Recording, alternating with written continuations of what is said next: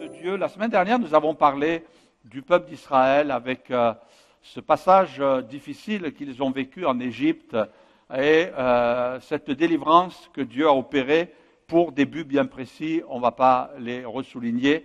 Et ce matin, on va revenir un petit peu en arrière dans l'histoire du peuple d'Israël et j'aimerais vous parler d'un personnage, c'est Joseph. Joseph, personnage particulier. Particulier parce que Joseph n'a pas été un prédicateur. Joseph n'a pas été un prophète comme on pourrait l'entendre. Joseph n'a pas enseigné, mais Joseph a vécu la parole de Dieu. Quand vous lisez l'histoire de Joseph, vous n'avez pas des messages qui ressortent, mais vous avez une vie pratique, vous avez un comportement, vous avez des attitudes, vous avez des réflexes qui sont là dans la vie de Joseph, qui sont merveilleux et qui prêchent la parole par son attitude. On ne prêche pas la parole avec des mots. D'abord, il faut la vivre. Je vous ai raconté cette petite histoire, permettez-moi de répéter, de ce groupe de gens qui discutaient au sujet de la meilleure traduction de la Bible qui existait. Et ils étaient là en train de parler entre eux. Et ils disaient, oh, moi c'est la Louis II, l'autre, oh, moi c'est la Darby, oh, moi j'aime beaucoup la synodale, oh, moi la parole de vie, alors là vraiment, elle est simple. La parole vivante, oh, là, extraordinaire, elle explique bien les choses. Et ils étaient chacun là en train de faire valoir la traduction de la Bible ou la version de la Bible qu'ils aimaient le plus. Et au milieu d'eux, il y a eu quelqu'un qui a dit, moi la meilleure traduction de la Bible que je connaisse, c'est celle de ma mère. Alors ils l'ont regardé avec des gros yeux, ils ont dit, ah bon, ta mère a traduit la Bible? Il dit, oui. La meilleure traduction que je connais, c'est celle de ma mère, parce qu'elle vit la parole. Et je crois que souvent, on veut faire des théologiens, on veut faire les intellos de service, mais ce n'est pas ça qui est important. Ce qui est important, c'est de vivre la parole. Quelqu'un disait, ce qui est important, et ça s'adresse aux prédicateurs, ce qui est important, ce n'est pas d'aimer prêcher, mais c'est d'aimer ce que l'on prêche. Et c'est important de vivre la parole. Et Dieu nous invite à la vivre. Et je crois que Joseph est un exemple. Et j'aimerais vous parler de Joseph. Et on va cheminer d'une manière un petit peu particulière. C'est pour cela que j'ai mis sa tunique de plusieurs couleurs. Certains qui connaissent la parole de Dieu, qui ont lu l'histoire de Joseph, vous comprenez ce que ça signifie. Cette tunique que son père Jacob avait offert à Joseph. Et on va cheminer, parce que ça apparaît à plusieurs reprises dans la parole de Dieu, au travers de périodes précises, ponctué par des changements de vêtements que Joseph a eus tout au long de sa vie, comme pour marquer des étapes dans sa vie. Et vous allez découvrir au fur et à mesure, vous verrez, c'est très simple. Simplement, on va voir que malgré tout, c'est pour ça que j'ai employé cette expression, il n'y avait pas encore les commandements de Dieu. Il n'y avait pas les tables de la loi. Moïse n'était pas encore né. Donc, il n'y avait pas eu ces révélations. Et pourtant, Joseph a fait ressortir le fait que la parole, elle était inscrite à l'intérieur de son cœur. Vous savez, c'est ce que dit la parole de Dieu.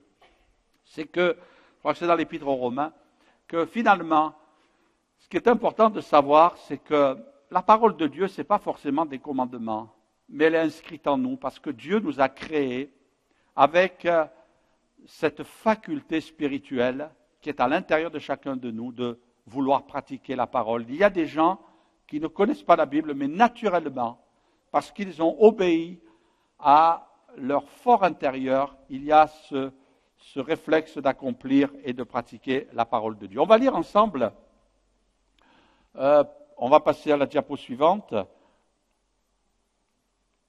Voilà, ce psaume qui relate un petit peu, qui résume. Il est dit, Dieu appela sur le pays la famine. Il coupa tout moyen de subsistance. Il envoya devant eux un homme, Joseph, qui fut vendu comme esclave.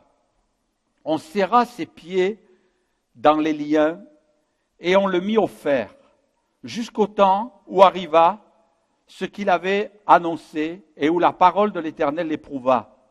Le roi fit ôter Pharaon ses liens, le dominateur des peuples le délivra. Il l'établit seigneur sur sa maison et gouverneur sur tous ses biens, afin qu'il puisse à son gré enchaîner ses princes et qu'il enseigne la sagesse à ses anciens. Alors Israël vint en Égypte et Jacob séjourna dans le pays de Cham. Il rendit son peuple très fécond et plus puissant que ses adversaires. Joseph a vécu des hauts et des bas, je dirais beaucoup de bas avant d'arriver en haut. Mais tout est sous le contrôle de Dieu. Alors, premier point, sa tunique, on imagine un petit peu comme ça, et c'est que l'imagination, elle est de plusieurs couleurs. Et vient se greffer à cette scène, à ce passage, à cet épisode, le fait que ses frères l'ont trahi. Et on peut le lire ici, il est marqué dans ce passage de la Genèse. Je vais vous inviter à suivre et à passer des diapos parce qu'il y a plusieurs passages, plusieurs diapos sur ce texte. Israël, Jacob, aimait Joseph plus que ses autres fils parce qu'il l'avait eu dans sa vieillesse et il lui fit une tunique de plusieurs couleurs. Ses frères virent que leur père l'aimait plus que tous et ils le prirent en haine et ils ne pouvaient plus lui parler avec amitié. Tunique, on arrête juste un petit instant, on va reprendre la lecture. Tunique de plusieurs couleurs, Jacob va faire du favoritisme à l'égard d'un de ses enfants. Joseph, c'était le petit chouchou, c'était le petit préféré, bien que ce n'était pas le dernier, c'était Benjamin le dernier des enfants. Lui, c'était l'avant-dernier, mais il y avait eu quelque chose de fort qui s'était passé parce que c'était le fils de celle qu'il aimait, de Rachel, et puis il était particulièrement attentionné. Et il a provoqué, par son attitude, il a provoqué de la jalousie à l'égard de ses autres frères. Et ils l'ont pris, la Bible dit, ils l'ont pris en haine. Joseph eut un songe, on continue, et il le raconta à ses frères qui le haïrent encore davantage. Il leur dit, écoutez donc ce songe que j'ai eu.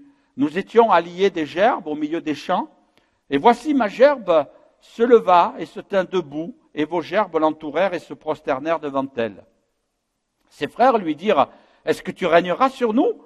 Est-ce que tu nous gouverneras? Et ils le haïrent, comme si ça se rajoute, des couches qui se rajoutent, et ils le haïrent encore davantage à cause de ses songes et à cause de ses paroles. Et il eut encore un autre songe et il le raconta à ses frères. Et il dit, j'ai eu encore un songe, voici le soleil, la lune et les 11 étoiles se prosternèrent devant moi. À savoir que Joseph avait 11 frères. Il le raconta à son père et à ses frères. Son père le réprimanda et lui dit, que signifie ce songe que tu as eu? Faut-il que nous venions, moi, ta mère et tes frères, nous prosterner à terre devant toi? Et ses frères eurent de l'envie contre lui, mais son père garda le souvenir de ces choses. Le premier drame qu'a vécu Joseph, on le sent commettre des erreurs. Il a 17 ans, il est tout jeune, il est naïf, il est impétueux, il est présomptueux par ses paroles, il manque de modération, il manque de modestie, il aurait pu présenter les choses différemment, avec beaucoup de rondeur, en disant, écoutez, voilà, j'ai eu un songe, aidez-moi, expliquez-moi, je ne comprends pas, j'ai des difficultés, je ne sais pas ce que ça signifie, peut-être vous voyez, il aurait pu les solliciter de cette manière, mais il a été un petit peu brutal dans ses paroles et il a provoqué déjà de la jalousie dans le cœur de ses frères et sœurs. Quelle terrible mésaventure, quelle terrible expérience. La première douleur qui va le frapper, qui va sévir, c'est la haine de ses frères. La haine de ses frères. Et qui vont aller loin, puisqu'ils vont aller jusqu'à le vendre. Un jour, ils vont le saisir, je vous passe les détails, vous lirez dans la parole. Ils vont le saisir, ils vont enlever cette tunique de plusieurs couleurs, ils vont le jeter dans une citerne. Ensuite, ils vont le vendre à des Madianites qui étaient des marchands.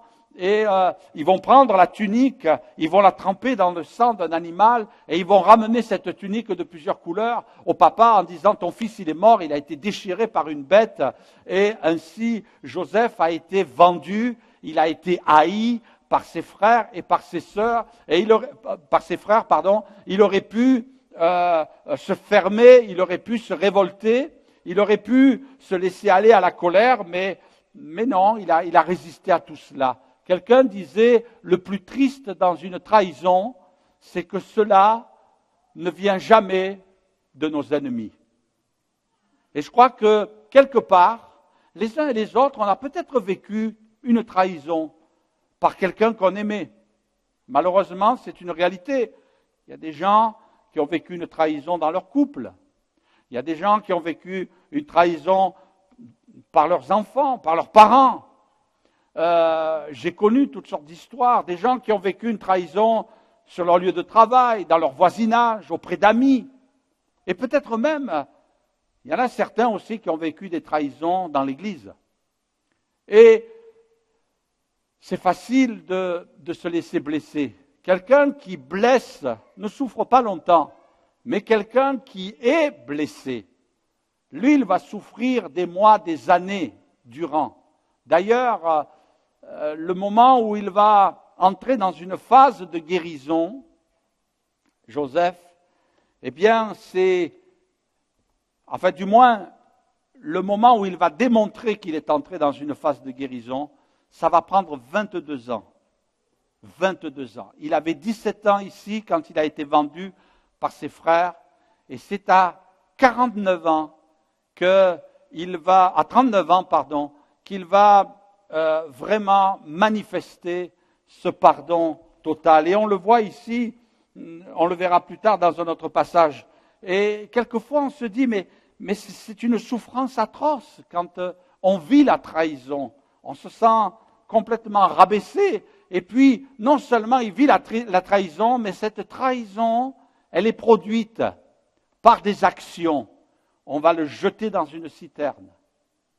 On va le vendre à des Madianites. Il va être séparé de sa famille à 17 ans. À 17 ans, on a encore besoin de ses parents. À 17 ans, on a encore besoin de ses frères et sœurs. Et là, peut-être, tout est en train de s'effondrer. Dieu m'a parlé, mais voilà où j'en suis aujourd'hui. J'ai bien aimé cette parole que j'aimerais vous laisser de David Wilkerson qui disait « Pour de nombreux chrétiens, atteindre le fond est synonyme de fin. Ils sont tellement submergés par leurs échecs qu'ils développent un sentiment d'indignité et avec le temps, ils se sentent pris au piège au-delà de toute possibilité d'aide.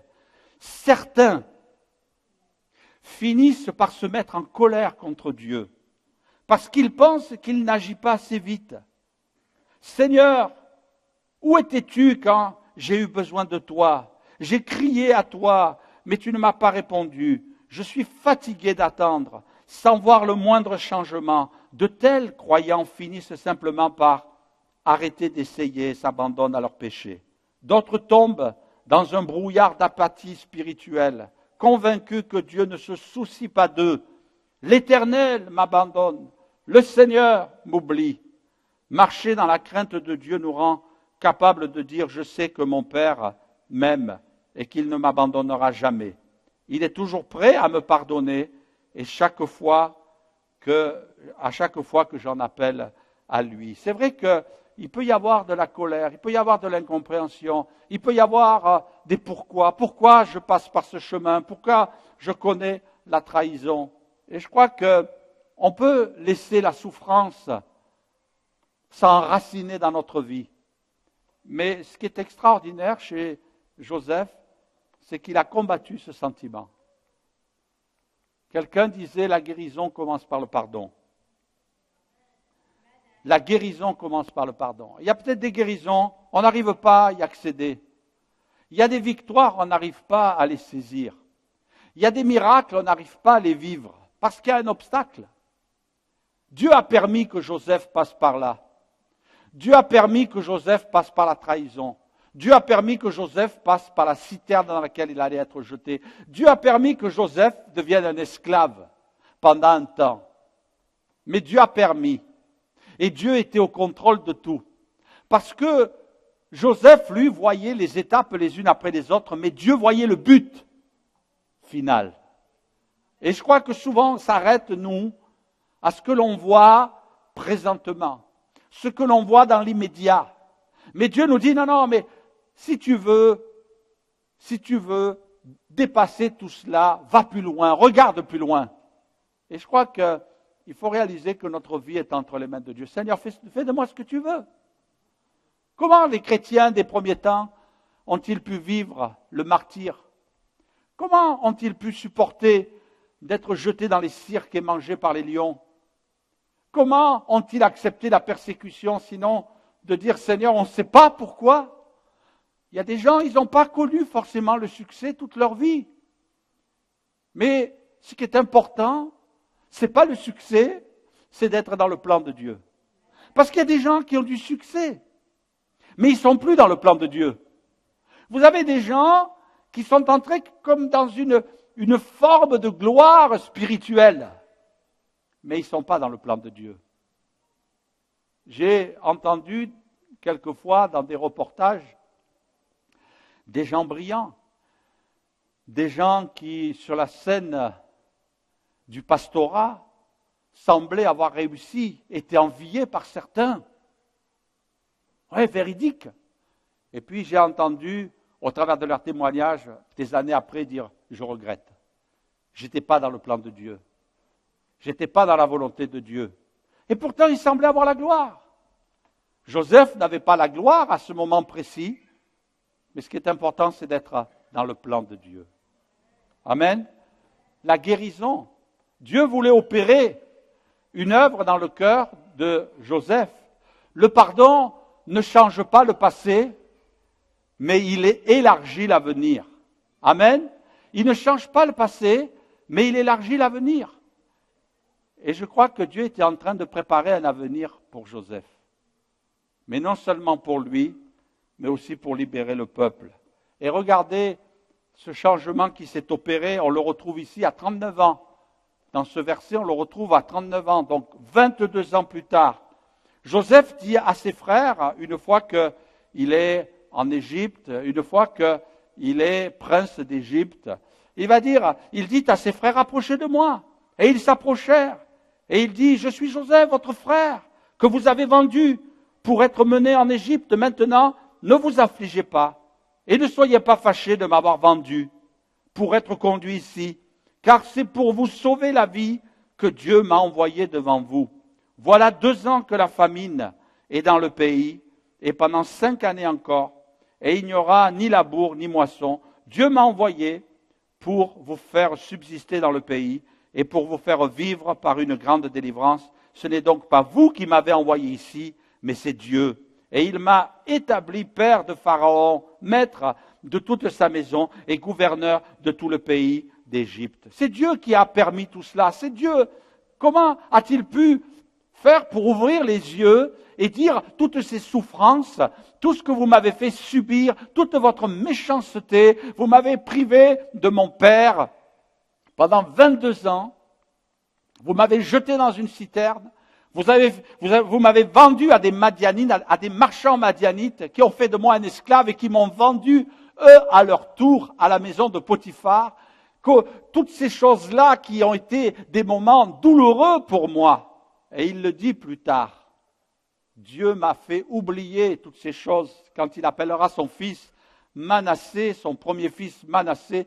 Il va dire, c'est Dieu qui m'a fait oublier la maison de mon père. Dieu m'a fait oublier toutes les souffrances. Dieu l'a aidé parce que on ne peut pas oublier, parce que vous êtes marqué à vie, vous êtes marqué au fer rouge. Ça va vous suivre toute votre vie, ces souffrances-là. Mais lui va dire, non, c'est pas vous, c'est Dieu qui l'a permis. Quand on en arrive là, je pense qu'on est arrivé vraiment à un niveau spirituel assez haut. Quand on arrive à dire, ce que j'ai vécu dans ma vie, Dieu l'a permis. Mes amis, il faut vraiment atteindre un niveau spirituel. C'est pas que Dieu l'a fait. Non, Dieu ne nous tente pas par le mal. Dieu ne fait pas le mal. Dieu ne veut pas le mal, mais Dieu l'a permis. Parce qu'il y a un plan pour ma vie. Parce qu'il y avait un plan dans tout cela. Alors c'est Dieu qui l'a permis. Et alors, ne vous affligez pas. Il va même les consoler. Il va même les rassurer. Il va même les aider parce que leur conscience, on le voit aussi dans un passage, parce que leur conscience les accuse. Ils se souviennent, eux, du mal qu'ils ont fait à leurs frères. Mais lui, il dit, Dieu m'a fait oublier. Il n'y a que Dieu qui peut faire ça. C'est pas vrai? La guérison, elle est accessible quand nous, on accepte d'obéir et de se soumettre, tout notre être à la parole de Dieu.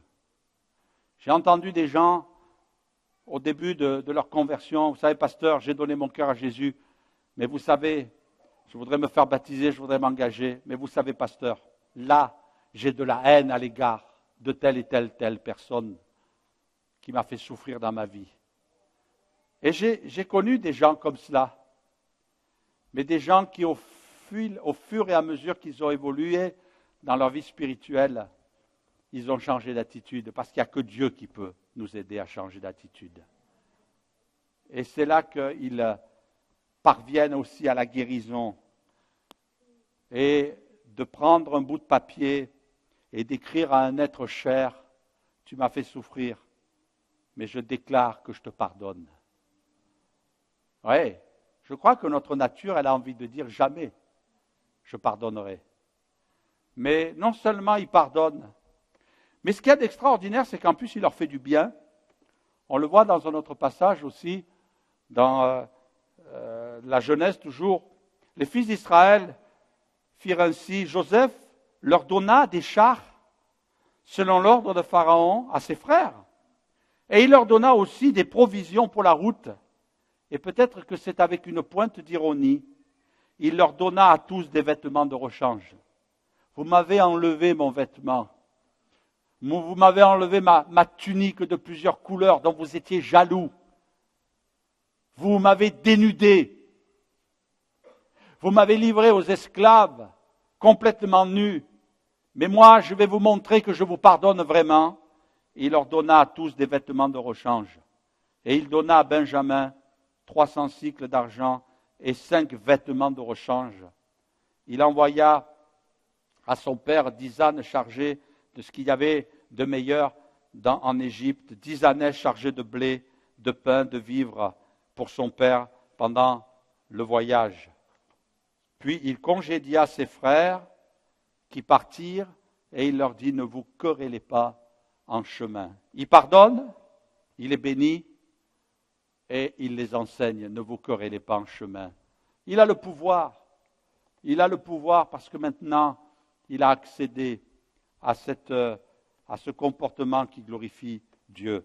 Deuxième vêtement dont j'aimerais vous parler, deuxième étape, c'est le vêtement abandonné et tenté dans la chair. On va lire ensemble le texte, si vous voulez bien. Après ces choses, il arriva que la femme de son maître, là, il est esclave dans la maison de Potiphar. On reprend la chronologie. Il est jeté dans la citerne, ses frères le vendent à des marchands madianites. Les marchands madianites vont le vendre à Potiphar, qui est un général de l'armée de Pharaon, et il se retrouve là au service. Et puis Dieu bénit la maison de Potiphar, le rend prospère, lui donne de voir ses richesses s'augmenter. Et incident, tout marche bien, il n'est plus esclave, il est le second après le maître de la maison chez Potiphar. Et puis là, incident, la femme de Potiphar, porte les yeux sur lui. Et il est dit, après ces choses, il arriva que la femme de son maître porta les yeux sur Joseph et dit, couche avec moi. Il refusa et dit à la femme de son maître, voici mon maître ne prend avec moi connaissance de rien dans la maison, et il a remis entre mes mains tout ce qui lui appartient. Il n'est pas plus grand que moi dans cette maison. Il ne m'a rien interdit excepté toi, parce que tu es sa femme. Comment ferais-je un aussi grand mal et pécherais-je contre Dieu, quoiqu'elle parlât tous les jours à Joseph?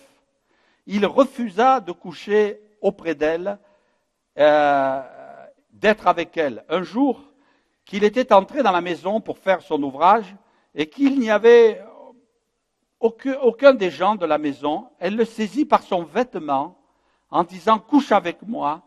Il lui laissa son vêtement dans la main et il s'enfuit dehors. Lorsqu'elle vit qu'il lui avait laissé son vêtement dans la main et qu'il s'était enfui dehors, elle appela les gens de sa maison et leur dit « Voyez, il nous a amené un Hébreu pour se jouer de nous. cet homme est venu vers moi pour coucher avec moi, mais j'ai crié à haute voix, hypocrite. Et quand il a entendu que j'ai levé la voix et que je criais, il a laissé son vêtement à côté de moi et s'est enfui dehors. Et elle posa le vêtement de Joseph à côté d'elle jusqu'à ce que son maître rentrât à la maison. Alors elle lui parla ainsi, « L'esclave hébreu que tu nous as amené est venu vers moi pour se jouer de moi, et j'ai élevé la voix, hypocrite, et j'ai crié, et il a laissé son vêtement à côté de moi et s'est enfui dehors, menteuse. » Après avoir entendu les paroles de sa femme qui lui disait, « Voilà ce que m'a fait ton esclave », le maître de Joseph fut enflammé de colère, il prit Joseph et il le mit dans la prison, dans le lieu où les prisonniers du roi étaient enfermés. Il fut là en prison et l'Éternel fut avec Joseph et il étendit sur lui sa bonté. Merci Seigneur quand même d'être là. C'est terrible quand même ce qu'il va vivre. Seigneur, tu diriges ma vie, mais quand même de quelle manière? Là, je vais être victime du mensonge, mais j'aimerais m'arrêter quelques instants là-dessus pour dire que Joseph va être intègre et que son intégrité va lui coûter cher. Sa droiture va lui coûter cher. Et il y a des moments, parce qu'on veut être fidèle à Dieu, ça nous coûte cher. Mais ça nous coûte cher et on doit payer. On doit payer par la souffrance, on doit payer par l'injustice, on doit payer par l'incompréhension, on doit payer parce qu'on est incompris. Et parce qu'on ne peut pas se justifier. Parce qu'on est entré dans un cycle où personne ne veut rien entendre. Il y a des gens, parce qu'ils ont voulu être intègres, ils ont perdu leur travail. Ils n'ont pas grimpé sur le plan professionnel. Parce qu'ils ont voulu rester intègres. Parce qu'ils ont voulu rester droits. Parce qu'ils ont voulu rester fidèles à la parole de Dieu. Ils n'ont pas voulu tricher. Moi, j'ai connu des chrétiens, je me rappelle cette jeune fille qui cherchait du travail, a vécu une longue période de chômage. Et c'était dur pour elle. Et puis un jour, elle reçoit, après un entretien, une lettre comme quoi elle est invitée à se présenter devant le patron. Et puis là, il va la convoquer et elle va se retrouver là dans le bureau. Le directeur lui dit, je vais vous embaucher pour être ma secrétaire. Et elle a dit ok, elle était toute contente, elle sautait de joie. Et puis voici que le travail a commencé et puis le patron disait, voilà, dans cette situation-là, vous agirez comme ça, dans cette situation-là, vous répondrez cela, au téléphone vous direz ça et vous direz ça. Alors tout de suite, avec des yeux tristes, elle a dit, mais tout ce que vous me demandez là c'est de mentir. Mais vous comprenez, monsieur le directeur, moi je veux bien être votre secrétaire, mais je ne peux pas mentir. Je ne peux pas dire des choses qui sont fausses. Alors, on va trouver une solution là, il faut qu'on puisse réfléchir. Moi je suis quelqu'un d'honnête, je suis une chrétienne. Et elle était toute apeurée, elle était toute jeune, tout à la fois contente du poste. Et puis, le directeur de lui répondre, bon, vous passerez dans mon bureau et je vous donnerai le solde de tout compte. Et elle a été licenciée. Ça lui coûte cher. Ça lui a coûté cher, son intégrité. Et puis elle s'est retrouvée de nouveau au chômage. Et il y a des moments dans la vie où ça ne réussit pas toujours. Il y a des moments où ça ne marche pas parce que on a l'impression que nous, on va être secourus, on va être aidés et que la bénédiction va tomber du ciel et que finalement on va être là aux honneurs. Il y a des chrétiens qui ont vécu mal leur situation. Et Joseph, le mensonge, son intégrité, sa fidélité, l'a amené à se retrouver en prison. Mais dans la prison, Dieu était avec lui. Quelque part, c'est peut-être très facile de le dire ce matin sur cette plateforme. C'est peut-être très facile, mais il faut quand même le dire. Il vaut mieux être dans la prison et être en accord avec Dieu que d'être dans les palais d'un roi et d'être en face de la colère de Dieu. Et ça, c'est un choix. C'est un choix. Il vaut mieux que Dieu soit avec nous quand la barque est agitée, plutôt que de vivre loin de Dieu sur une terre ferme. Et Joseph, il n'a pas reculé, il n'y a pas de parole de révolte. Et pourtant, moi je comprends en lisant ce texte, vous savez, que la tentation, elle a été forte pour lui aussi. Elle a été forte parce que pour qu'il se mette à s'enfuir, ça montre que quelque part, physiquement, vous m'avez compris, il n'était pas indifférent à la dame. Comprenez? Alors je ne sais pas, moi je n'ai pas la scène devant les yeux, peut-être s'est-elle dénudée, peut-être a-t-elle procédé, excusez-moi, à certaines caresses pour essayer de l'attirer un petit peu vers elle, mais la Bible dit qu'à un moment donné, bon, il est parti, alors il a laissé l'habit, il est parti en courant. Donc s'il est parti en courant, c'est qu'il n'était pas indifférent sur le plan physique.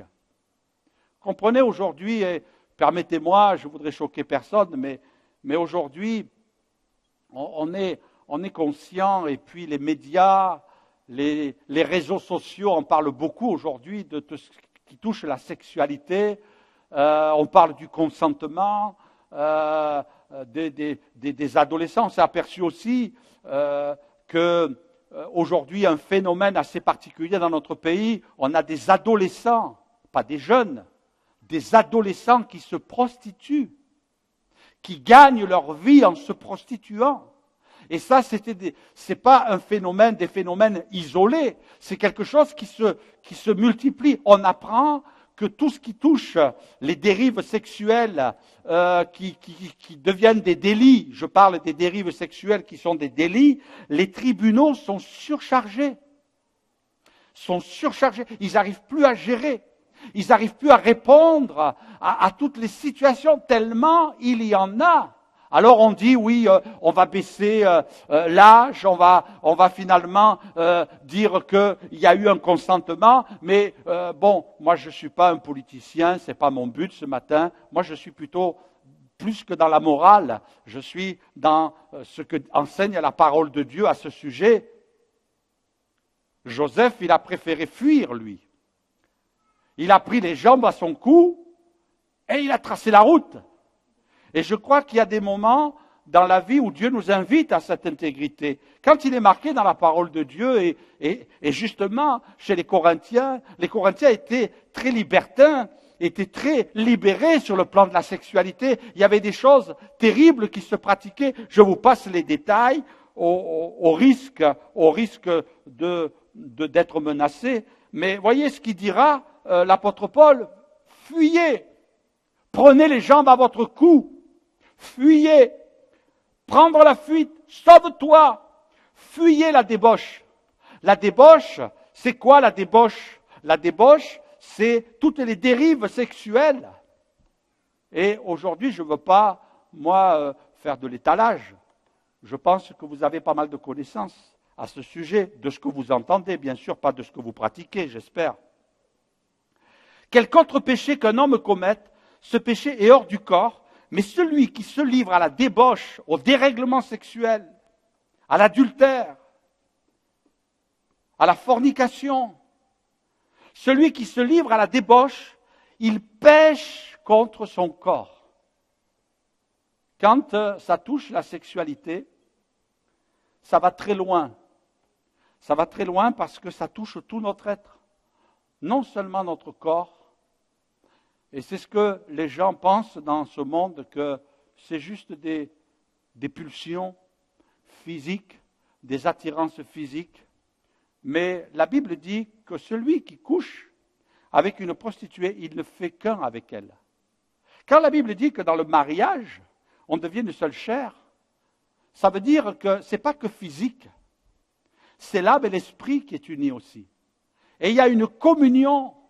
Il y a une communion qui s'exerce dans la sexualité, une communion avec celui qui est la source de cette sexualité, de la compagne ou du compagnon. Et c'est pour ça que la Bible dit, celui qui pêche dans la débauche, il pêche contre son propre corps. Non seulement il salit, mais il marque. On sait aujourd'hui de source sûre que la pornographie va atteindre même le cerveau, provoquant des réactions semblables à ceux de la drogue. qui vont générer une dépendance telle que la personne va être comme droguée et arriver à un moment, elle n'arrivera plus à surmonter. Et le seul moyen pour qu'elle surmonte cela, c'est deux solutions, soit le miracle de Dieu, soit une thérapie. Il y a des gens qui sont soignés parce qu'ils ont des addictions. Donc on s'aperçoit que c'est quelque chose de fort, ce qui va toucher la sexualité. Et ça arrive même quelquefois à rejaillir dans les familles, dans les couples, créant du désordre. Et puis, Joseph, lui, il était tenté par une femme, mais soyons quand même très réalistes. Nous, on est amorcés par toutes sortes de médias, par toutes sortes d'images, par des images qui quelquefois s'imposent à nous, viennent nous chercher chez nous, dans notre maison, par le biais de la télévision, par le biais d'Internet, par des affiches quelquefois. Et on s'est dit, je reviens là-dessus, on s'est dit, mais pourquoi les adolescents déjà pratiquent une vie de sexualité aussi débridée, aussi intense? Et les spécialistes ont fait une analyse et ils ont dit, c'est parce qu'on éveille leur sexualité par toutes sortes d'images et de médias.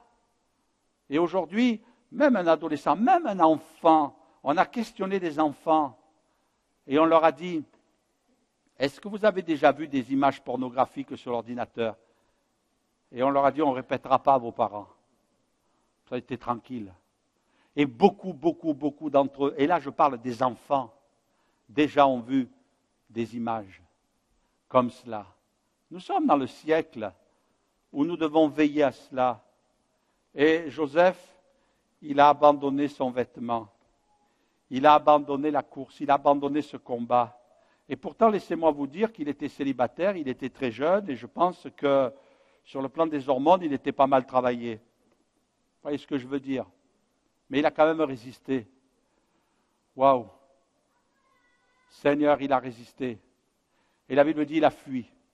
Parce que, excusez-moi de vous dire, mais c'est important, il y a des ennemis, il ne faut pas les affronter, il vaut mieux les fuir.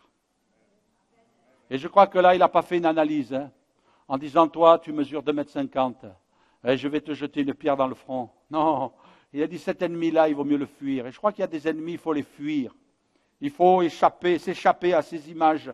Il faut zapper. C'est bon. Merci Seigneur de ce qu'ils ont fait des télécommandes à la télé. Merci parce qu'on peut zapper. Et je crois que nous devons faire un effort. C'est vrai que peut-être notre chair, elle est attirée, mais c'est un piège. Je crois que Joseph, il a fui parce que les hormones fonctionnaient bien chez lui. Et il s'est dit là, il vaut mieux pas trop rester présent dans cette pièce-là. Et je crois qu'il y a des endroits où il ne faut pas être présent. Il ne faut pas se mettre en difficulté. J'ai bien aimé cette parole de Marc Arthur qui dira « Aucun autre péché ne contient une telle puissance de destruction du corps. C'est pourquoi, et là il parle du péché de la chair, de la sexualité débridée, mal canalisée bien sûr. C'est pourquoi, conscient de cette réalité, le croyant doit l'éviter à tout prix. Et il est dit aussi dans l'Épître aux Corinthiens, car vous avez été rachetés à un grand prix. Glorifiez donc Dieu dans votre corps et dans votre esprit, et il dira qu'ils appartiennent à Dieu. Tellement important. Quand vous vous demandez où est Dieu pendant les périodes difficiles de votre vie, souvenez-vous que le professeur reste toujours silencieux pendant l'examen. Il passait par des examens. Allez, est-ce que tu vas passer dans la classe supérieure, Joseph? Eh bien oui, il y est passé. Mais j'aimerais vous dire, mes frères et sœurs, on doit croire aussi à la repentance. Et on doit croire au pardon de Dieu. On doit croire aussi que tout n'est pas terminé. Notre Dieu est un Dieu de pardon. Et on peut s'appuyer sur lui. Joseph va sortir de prison. Il est en prison, on l'a vu, à cause de la femme de Potiphar. Il est resté à peu près 2 ans dans cette prison. Je vous passe les détails. À un moment donné, on va le faire sortir de la prison. Et là, la première des choses qui se passe, c'est qu'on lui donne un autre vêtement. Pharaon fit appeler Joseph et il le fit sortir en hâte de prison. Il se rasa, changea de vêtements et se rendit vers Pharaon. Troisième étape, tu quittes tes vêtements de prisonnier. Je ne sais pas à quoi ils ressemblaient à cette époque-là. Et tu vas prendre d'autres vêtements. C'est ces vêtements qui vont te permettre de te présenter devant Pharaon. Et finalement, il y a le temps où Dieu commence à relever son homme. Amen. Il y a le moment où Dieu commence à dire, maintenant c'est terminé. Tu as fini tes examens. Tu as passé tes diplômes. Maintenant, tu vas entrer dans le marché du travail. Maintenant, tu vas entrer sur la scène. Maintenant, tu vas commencer à travailler. Maintenant, tu vas commencer à me servir. Vous savez, Dieu n'élève jamais quelqu'un sans l'avoir rabaissé d'abord. Mais le rabaissement est à la mesure de l'élévation. Amen. Si tu passes des chemins très bas, laisse-moi te dire, et prends-le avec modestie, c'est que Dieu va t'entraîner très haut. Si tu descends vraiment bas, c'est parce que Dieu a une mission qui va t'amener bien haut. Et on sait où Dieu l'a amené. Alléluia, non seulement il a apparu devant Pharaon, et je vous passe les détails, l'histoire, elle est trop longue et ça prendrait trop de temps, mais il va se retrouver à la tête de l'Égypte. Pharaon va lui donner le poste numéro 2, puisque c'est lui qui occupe le poste numéro 1, il va le faire paraître et il va l'élever. Et c'est un petit peu ce texte qui nous permet aussi de mieux comprendre. On serra ses pieds dans les liens et on le mit au fer, on les fers vers, même jusque dans son âme, dira une version, jusqu'au temps où arriva ce qu'il avait annoncé et où la parole de l'Éternel l'éprouva, le purifia au creuset, littéralement. Le roi fit ôter ses liens et le dominateur des peuples le délivra. Il y a le moment où il y a la délivrance. Parce que Dieu, lui, ne nous lâche pas, quel que soit le chemin par lequel on passe, quelles que soient les étapes de notre vie. Dieu ne nous lâche pas, Dieu est avec nous. Et puis, quelqu'un disait, chacun d'entre nous a le choix. Prendre le bon côté des choses ou les mauvaises, ou le mauvais. Voir le verre à moitié vide ou à moitié plein. Accueillir les événements avec le sourire ou les poings serrés. Dire c'est la catastrophe ou ça va s'arranger. Voir tout en noir ou tout en couleur. Être calme et ouvert ou agressif et fermé. Et décider de faire ainsi de son existence un chemin de fleurs ou un chemin d'épines. C'est vrai que nous pouvons avoir plusieurs réactions, mais il faut choisir toujours la bonne. Et en conclusion, je voudrais vous dire qu'il y a le moment où Dieu va lui donner des vêtements de prince. Il est marqué que quand Joseph va apparaître devant Pharaon, en donnant une solution à une situation difficile qu'il traverse, il est dit ces paroles pures à Pharaon et à tous ses serviteurs. Et Pharaon dit à ses serviteurs, trouverions-nous un homme comme celui-ci, ayant en lui l'Esprit de Dieu?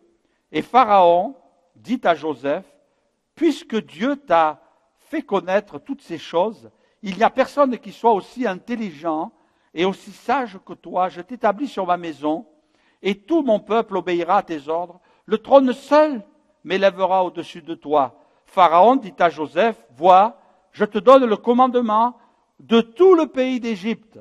Waouh, quel mandat! Pharaon ôta son anneau de la main et le mit à la main de Joseph, et il le revêtit d'habits de fin lin et lui mit un collier d'or au cou, et il le fit monter sur son char qui suivait le sien, et l'on criait devant lui à genoux. C'est ainsi que Pharaon lui donna le commandement de tout le pays d'Égypte. Il dit à Joseph, je suis Pharaon, et sans toi personne ne lèvera la main ni le pied dans tout le pays d'Égypte. Des vêtements royaux. Là, il est arrivé au summum. Là, il est arrivé au summum de l'endroit où il pouvait accéder.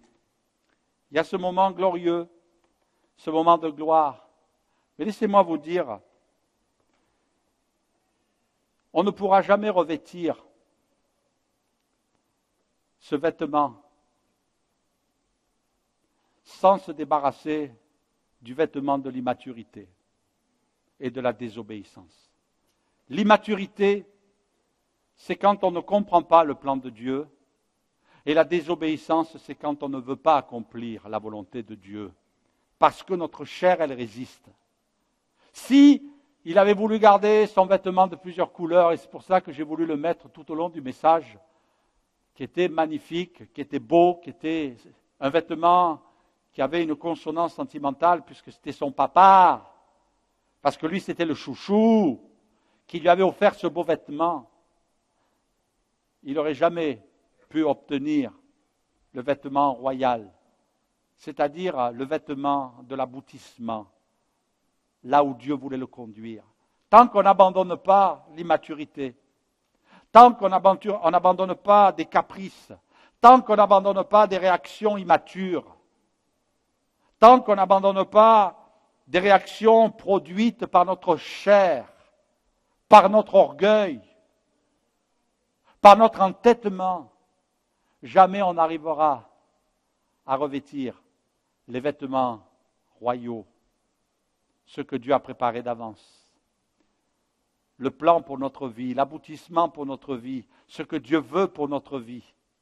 Et puis laissez-moi vous dire, et je termine, je vais inviter les musiciens à me rejoindre, juste vous dire quelque chose aussi de très important. Ce qui est impressionnant dans la vie de Joseph, c'est qu'arrivé au summum, il ne s'est pas pris la tête. Il n'est pas devenu indifférent. Comme vous, on se tient informé. On va lire un petit peu dans les réseaux sociaux, je suis un petit peu curieux, mais il y a des bonnes choses. Je ne dis pas que tout est bon, mais quelquefois il y a des réflexions des gens. Et puis j'ai remarqué que les journalistes souvent citent les réseaux sociaux. Donc finalement, si on l'utilise bien, ça a un impact. C'est le peuple qui parle. C'est le peuple qui déclare. Et puis, je me suis aperçu que dans les réseaux sociaux, il y a beaucoup de gens, et sans moi donner d'interprétation particulière, je n'ai pas le droit, mais je vais simplement souligner, citer des gens qui disent, il y a des personnes qui gouvernent les pays. Une fois qu'ils sont arrivés en haut, ils oublient ceux qui sont en bas. Parce qu'ils sont arrivés au summum.